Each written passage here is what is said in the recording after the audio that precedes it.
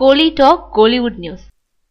ரூபாய் நோட்டுகள் வாபஸ், விஜய் வரவேற்பு, ஆனாலும் வருத்தம்.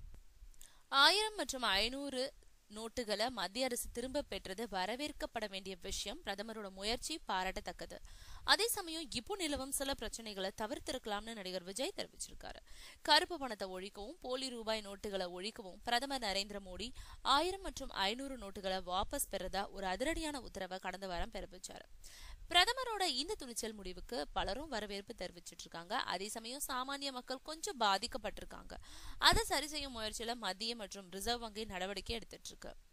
இந்த நிலையில நடிகர் விஜய் சென்னை வடபழனியில செய்தியாளர்களை சந்திச்சு பேசினாரு. அப்போ அவர் பேசும்போது ரூபாய் 1000 மற்றும் ரூபாய் 500 நோட்டுகள் வாபஸ் பெறப்பட்ட விஷயம் வரவேற்கத்தக்கது. ஒரு உயர்ந்த நோக்கத்துக்காக எடுக்கப்படும் முடிவுகளால சில பாதிப்புகள் வரதா செய்யும். நம்ம நாட்டுல 20% பணக்காரர்கள் இருக்கிறாங்க. அவங்கள சிலர் செய்யும் தவறுகளால 80% மக்கள் பாதிக்கப்படுறாங்க. மத்திய அரசு எடுத்த இந்த முடிவு சரிதான். இந்த முடிவால கண்டிப்பா நாட்டோட பொருளாதாரம் உயரும்னு நம்புறேன்னு சொல்லியிருக்காரு விஜய்.